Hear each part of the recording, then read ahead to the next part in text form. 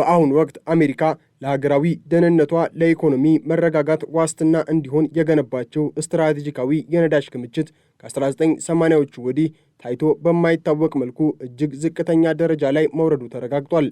የአሜሪካ የኤነርጂ ሚኒስቴር ሰሞኑን ይፋ ያደረገው መረጃ እንደሚያመለክተው በሀገሪቱ የአደጋ ጊዜ መጠባበቂያ ማከማቻዎች ውስጥ ያለው የነዳጅ መጠን ከ300 ሚሊዮን በርሜል በታች ወርዶ 298.7 ሚሊዮን በርሜል ላይ ደርሷል።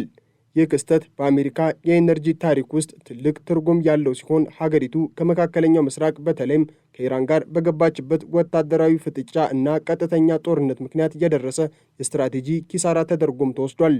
ክምችቱ በዚህ ደረጃ ቀንሶ የታየው ለመጨረሻ ጊዜ እንደ አውሮፓውያኑ አቆጣጠር በ1983 እንደነበረ የሚታወስ ሲሆን አሁን ያለው ሁኔታ ግን በወቅቱ ከነበረው ይበልጥ ውስብስብና ለአሜሪካ ብሔራዊ ደህንነት አስጊ የሆነ ገጽታ እንዳለው ሮይተርስ አስነብቧል።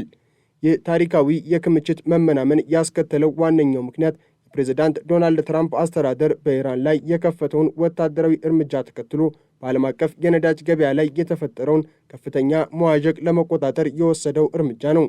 እንደ አውሮፓውያኑ አቆጣጠር በመጋቢት 2026 የትራምፕ አስተዳደር በ120 ቀናት ውስጥ 172 ሚሊዮን በርሜል ነዳጅ ከስትራቴጂካዊ ክምችቱ ወደ ገበያ እንዲወጣ ትዕዛዝ አስተላልፎ ነበር። ይህ ውሳኔ የተላለፈው ኢራን በዓለም አቀፍ የነዳጅ ንግድ ውስጥ ቁልፍ መተላለፊያ የሆነውን የሆርሙዝ ወሽመጥን በከፊልም ሆነ በሙሉ ለመዝጋት የምታደርገውን ሙከራና በአሜሪካ ላይ የሰነዘረችውን የአጸፋ እርምጃ ተከትሎ በነዳጅ ማደያዎች ላይ የታየውን የዋጋ ጭማሪ ለመግታት በማለም ነበር። ሆኖም ይህ እርምጃ የአጭር ጊዜ እፎይታን ቢሰጥም የሀገሪቱን የረጅም ጊዜ የአደጋ ጊዜ መከላከያ ግንብ በእጅጉን አዳክሞታል። የአሜሪካ ስትራቴጂካዊ የነዳጅ ክምችት የተመሰረተው እንደ አውሮፓውያኑ አቆጣጠር በ1975 ሲሆን ዓላማውም በ1973 እና 74 የአረቡ አገራት በጣሉት የነዳጅ ማዕቀብ ምክንያት የደረሰውን አይነት የኢኮኖሚ ድንጋጤ ለመከላከል ነበር። በወቅቱ አሜሪካ ለእስራኤል በሰጠችው ወታደራዊ ድጋፍ ምክንያት የኦፔክ አባል አገራት የነዳጅ ምርትን በመቀነስና ወደ አሜሪካ የሚደረገውን ኤክስፖርት በማገድ የነዳጅ ዋጋን በ4 እጥፍ እንዲንር አድርገውት ነበር። ይህ ታሪካዊ ትምህርት አሜሪካን የራሷን መጠባበቂያ እንድትገነባም አስገድዷታል። ክምችቱ በቴክሳስ እና ሉዚያና ግዛቶች ውስጥ በሚገኙ ጥልቀት ያላቸው የጨው ዋሻዎች ውስጥ የሚቀመጥ ሲሆን እስከ 714 ሚሊዮን በርሜል የመያዝ አቅምም አለው። ሆኖም ባለፉት ጥቂት ዓመታት ውስጥ በታዩት ተከታታይ ቀውሶች ምክንያት ክምችቱ በተደጋጋሚ ለገበያ ማረጋጊያ ውሏል። በተለይም በ2022 የሩሲያና ዩክሬን ጦርነት መጀመርን ተከትሎ የቀድሞ ፕሬዝዳንት ጆ ባይደን 180 ሚሊዮን በርሜል ነዳጅ ከክምችቱ እንዲወጣ ማድረጋቸው ይታወሳል። የትራምፕ አስተዳደር አሁን የወሰደው እርምጃ በባይደን ዘመን የተመናመነውን ክምችት ይበልጥ ወደ ታች በመሳብ አሜሪካን በማንኛውም ሌላ ድንገተኛ አደጋ ፊት ተጋላጭ እንድትሆን ሊያደርጋት እንደሚችል የአልጀዚራ ዘገባ ያሳያል። የነዳጅ ክምችቱ መመናመን የሚያሳስበው በቁጥሩ ማነስ ብቻ አይደለም፣ ከመሠረተ ልማት እርጅና ጋር ተዳምሮ የሚፈጥረው የቴክኒክ ፈተና ጭምር ነው። የአሜሪካ መንግስት የተጠያቂነት ቢሮ በቅርቡ ባወጣው ሪፖርት እንዳመለከተው የስትራቴጂካዊ ክምችቱ ማከማቻ ዋሻዎችና የቧንቧ መስመሮች አርጅተዋል። በመሆኑም ከክምችቱ ውስጥ ነዳጅ አውጥቶ ወደ ገበያ ለማቅረብ ያለው አቅም ከመቼውም ጊዜ በላይ ቀንሷል። ከዚህም በተጨማሪ በዋሻው ውስጥ ካለው ነዳጅ ውስጥ ሩብ ያህሉ በግንባታ መስተጓጎልና በዋሻዎች መጎዳት ምክንያት አሁን ባለንበት ሰዓት ለአገልግሎት ዝግጁ እንዳልሆነ ተጠቁሟል። ይህ ማለት ምንም እንኳን በመዝገብ ላይ 298.7 ሚሊዮን በርሜል ነዳጅ ቢኖርም በተግባር ግን በአፋጣኝ ወጥቶ የሀገሪቱን ኢንዱስትሪና ወታደራዊ ፍላጎት ሊያሟላ የሚችለው መጠን ከዚያ በእጅጉ ያነሰ ሊሆን ይችላል። የነዳጅ አቅርቦቱ መመናመን አሜሪካ በድንገተኛ ጦርነት ውስጥ ስትገባ ያላትን የመቋቋም አቅምም ጥያቄ ውስጥ ይከተዋል። በመካከለኛው ምስራቅ ያለው ወታደራዊ ፍጥጫ የአሜሪካን የኤነርጂ ፖሊሲ በቀጥታ እየተፈታተነ ይገኛል። አሜሪካ በኢራን ላይ የምታካሄደው ጥቃት በሆርሙዝ ወሽመጥ በኩል የሚደረገውን የነዳጅ ትራፊክ አደጋ ላይም ጥሎታል።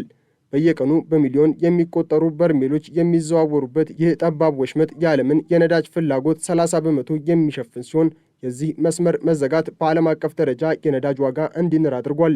የአሜሪካ ነዳጅ ማደያዎች በአንድ ጋሎን ነዳጅ ላይ የሚጠይቁት ዋጋ መናር በትራምፕ አስተዳደር ላይ የፖለቲካዊ ጫናንም መፍጠሩ ይታወሳል። በመሆኑም መንግስት ህዝባዊ ተቃውሞን ለመቀነስ ሲል ስትራቴጂካዊ ክምችቱን በመጠቀም ዋጋውን ለማረጋጋት ቢሞክሩም ይህ አካሄድ ግን ሀገሪቱን ከስትራቴጂካዊ ጠላቶቿ ፊት ተጋላጭ እንድትሆን እንዳደረጋት ብዙዎች ይናገራሉ። ክምችቱ ወደ 243 ሚሊዮን በርሜል አካባቢ ዝቅ ይላል ተብሎ የሚገመት ሲሆን ይህም ለሀገሪቱ የረጅም ጊዜ ደህንነት አስጊ ነው። የፖለቲካ ተንታኞች እንደሚሉት የኢራን ጦርነት አሜሪካን በኢኮኖሚ እያዳከማትና ኢራንን ደግሞ ይበልጥ ጽኑ እያደረጋት ነው። በኮነቲከት ግዛት የአሜሪካ ሴናተር የሆኑት ክሪስ መርፊ ሰሞኑን በሰጡት አስተያየት የትራምፕ አስተዳደር በኢራን ላይ የከፈተው ጦርነት የታሰበውን ግብ አለመምታቱን ገልጸዋል። እንደ ሴናተሩ አባባል ጦርነቱ አሜሪካን ከመቼውም ጊዜ በላይ አዳክሟታል። በተቃራኒው ግን ኢራን በቀጠናው ያላት ተጽዕኖና ወታደራዊ ጥንካሬ እንዲጨምር አድርጓል። ሴናተሩ አክሎም የአሜሪካ ሕዝብ በዚህ ጦርነት ምክንያት እየተሰቃየ መሆኑንና የሆርሙዝ ወሽመጥን ዳግም ለመክፈት የሚጠይቀው ወጪ በየቀኑ እየጨመረ መምጣቱን ጠቁመዋል። በመሆኑም ጦርነቱን ለማቆም የሚደረግ ማንኛውም ስምምነት ምንም እንኳን መጥፎ ቢባልም ለአሜሪካ ጥቅም ሲባል መደገፍ እንዳለበት አሳስበዋል። ይህ የፖለቲካ አቋም በአሜሪካ የአመራር አካላት መካከል ያለውን ጥልቅ ልዩነትና ጦርነት ያስከተለውን ድካም አመላካሽ መሆኑን የአልጀዚራ ዘገባ ያሳያል። ስትራቴጂካዊ የነዳጅ ክምችቱ መመናመን ሌላኛው አሳሳቢ ገጽታ መተኪያ ዋጋው ነው። አሜሪካ አሁን ያወጣችውን ነዳጅ መልሳ ለመሙላት በቢሊዮን የሚቆጠር ዶላር ተጨማሪ ወጪ ማድረግ ይኖርባታል። ነዳጅ በገበያ ላይ ውድ በሆነበት በዚህ ወቅት ክምችቱን ለመሙላት መሞከር የመንግስትን በጀት ይበልጥ ይጫናል። በአንጻሩ ክምችቱ ሳይሞላ ከቆየ ግን ወደፊት ሊከሰት የሚችል ማንኛውም ሌላ መጠነ ሰፊ ጦርነት ወይንም የተፈጥሮ አደጋ አሜሪካን ያለ መከላከያ ያስቀራታል። ይህም በአሜሪካ ዓለም አቀፍ ተደራዳሪነትና የኃይል ሚዛን ላይ ትልቅ ጥላ የሚጥል ስለመሆኑም ይናገራሉ። የኤነርጂ ባለሙያዎች እንደሚሉት አንድ አገር ስትራቴጂካዊ የነዳጅ ክምችቷ ከ300 ሚሊዮን በርሜል በታች ሲወርድ በዓለም አቀፍ የነዳጅ ገበያ ላይ ያላት ተጽዕኖ ፈጣሪነት በእጅጉን ይቀንሳል። ይህ ደግሞ በነዳጅ አምራች አገራት ዘንድ አሜሪካ ያላትን ተሰሚነት ሊያዳክመው እንደሚችል ይተነብያሉ። አሜሪካ በአሁኑ ወቅት በሁለት ግንባሮች መካከል ተይዛለች። በአንድ በኩል በሀገር ውስጥ የነዳጅ ዋጋ እንዳይጨምርና ሕዝቡ እንዳይማረር ክምችቷን ወደ ገበያ እያፈሰሰች ነው። በሌላ በኩል ደግሞ ከኢራን ጋር የጀመረችውን ጦርነት በድል ለመወጣትና ስትራቴጂካዊ የበላይነቷን ለማስጠበቅ ብርቱ የነዳጅ ዋስትና ያስፈልጋታል። የነዳጅ ክምችቱ አሁን ወዳለበት ደረጃ መውረዱ ትራምፕ በቀጣይ በኢራን ላይ የሚወስዱትን ማንኛውንም አይነት ወታደራዊ እርምጃ ይበልጥ ውስብስብ ያደርገዋል። ኢራን የሆርሙዝ ወሽመጥን ሙሉ በሙሉ ብትዘጋው አሜሪካ ለሀገር ውስጥ ፍላጎቷ የምትመካበት በቂ መጠባበቂያ የሌላት መሆኑ ጠላቶቿን ይበልጥ እንዲደፋፈሩ ሊያደርጋቸው ይችላል። ይህ ደግሞ አሜሪካ በቀጠናው ያላትን ወታደራዊ ስምሪት በከፍተኛ ሁኔታ ሊገድበውም ይችላል። ከዚህ በተጨማሪም የነዳጅ ክምችቱ አጠቃቀም ላይ ያለው ዓለም አቀፋዊ ትብብርም ትኩረት የሚያሻ ጉዳይ ነው። አሜሪካ ነዳጅ ከክምችቷ የምታወጣው ከዓለም አቀፍ ኢነርጂ ኤጀንሲ አባል ሀገራት ጋር በመቀናጀት ነው። ሌሎች ሀገራትም እንደዚሁ ነዳጅና የነዳጅ ምርቶችን ወደ ገበያው እያወጡ ቢሆንም የአሜሪካ ድርሻ ግን ከሁሉም የላቀ ነው። ይህም አሜሪካ በዓለም የኢነርጂ ደህንነት ላይ የምትጫወተው ሚና ምን ያህል ዋጋ እያስከፈላት እንደሆነ ያሳያል። የኢነርጂ ሚኒስትሩ እንዳብራራው አሁን ከክምችቱ እየወጣ ያለው ነዳጅ በአብዛኛው በውሰት መልክ የሚሰጥ ሲሆን ተጠቃሚ ኩባንያዎች ወደፊት በወሰዱት መጠን ላይ ተጨማሪ በርሜሎችን ጨምረው እንዲመልሱ ይጠበቃል። ሆኖም ይህ ተመላሽ የሚደረገው ነዳጅ መቼና በምን አይነት የገበያ ሁኔታ ውስጥ ሊሆን እንደሚችል ግልጽ አለመሆኑ የወደፊቱን ክምችት ሁኔታም አጠራጣሪ አድርጎታል። አሜሪካ ኮንግረስ ውስጥም በዚህ ጉዳይ ላይ ያለው ክርክር እየከረረ መጥቷል። ሪፐብሊካኖች የነዳጅ ክምችቱን መመናመን እንደ ብሔራዊ ደህንነት ስጋት፣ የትራምፕ አስተዳደር ስልታዊ ውድቀት አድርገው የሚመለከቱት ቢሆንም አስተዳደሩ ግን የነዳጅ ዋጋን ለማረጋጋት የተወሰደ አስፈላጊ እርምጃ እንደሆነ ይሟገታል። ይሁን እንጂ ሁለቱም ወገኖች የሚስማሙበት አንድ እውነት ቢኖር አሜሪካ በዚህ ደረጃ ለነዳጅ ቀውስ ተጋላጭ መሆኗ በዓለም አቀፍ ደረጃ ያላትን የሀያልነት ክብር የሚቀንስ መሆኑን ነው። የስትራቴጂካዊ ክምችቱ መሰረታዊ ዓላማ የፖለቲካ መሳሪያ መሆን ሳይሆን ለሀገሪቱ የህልውና አደጋ ሲደቀን መጠቀሚያ መሆን ነበር። አሁን ግን ይህ ዓላማ ተቀይሮ የዕለት ተዕለት የፖለቲካ ቀውስ ማወራረጃ ሆኗል። ይህ ደግሞ በረጅም ጊዜ የሀገሪቱን የኤነርጂ ነጻነት አደጋ ላይ ይጥላል። የአሜሪካ ስትራቴጂካዊ የነዳጅ ክምችት ከ300 ሚሊዮን በርሜል በታች መውረዱ የአንድ ዘመን ማብቂያ ምልክት ተደርጎም ሊወሰድ ይችላል።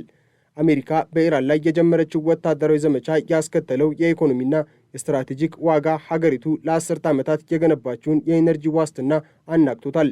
የክምችቱ መመናመን፣ የመሠረተ ልማቱ እርጅናና በመካከለኛው ምስራቅ ያለው ቀጣይነት ያለው ጦርነት ተዳምረው አሜሪካን በታሪኳ አይታው የማታውቀው አደገኛ መስቀለኛ መንገድ ላይ አቆመዋታል።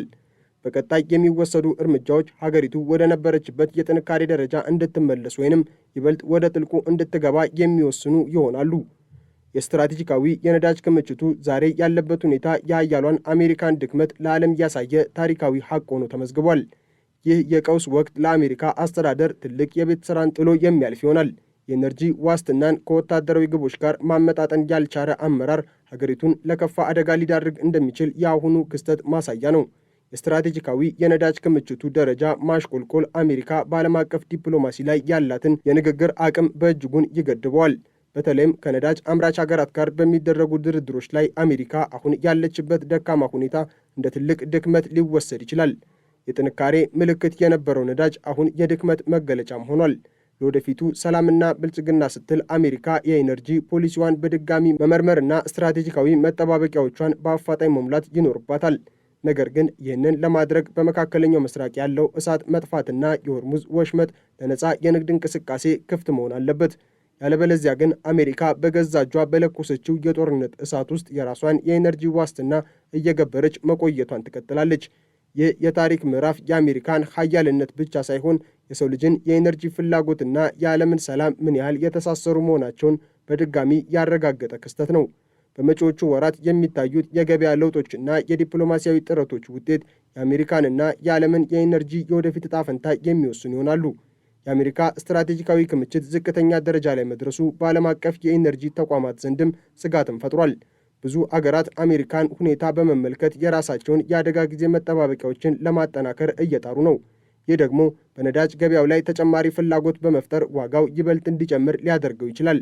አሜሪካ ዛሬ ያለችበት የኤነርጂ ቀውስ የመላው ዓለም ቀውስ ሆኖም ቀጥሏል።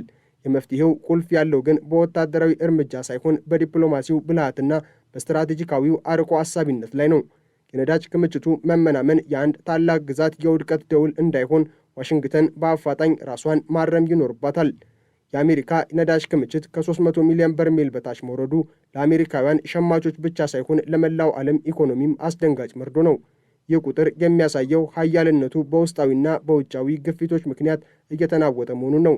አሜሪካ በቀጣይ ዓመታት ክምችቷን ለመሙላት የምታደርገው ጥረት የዓለምን የነዳጅ ፖለቲካ አቅጣጫ የሚወስን ይሆናል። እስከዚያው ግን የስትራቴጂካዊ ነዳጅ ክምችቱ ዛሬ ያለበት ሁኔታ የሀያሏ አሜሪካን ስልታዊ ድካም ለዓለም በግልጽ ያሳየ የታሪክ ጠባሳ ሆኖ ይቆያል። ይህ የታሪክ ትምህርት ለሌሎች አገራትም ቢሆን የአደጋ ጊዜ መጠባበቂያ ሀብት ለፖለቲካዊ ጊዜያዊ ፍጆታ መዋል የሌለበት መሆኑን ያስገነዘበ ነው።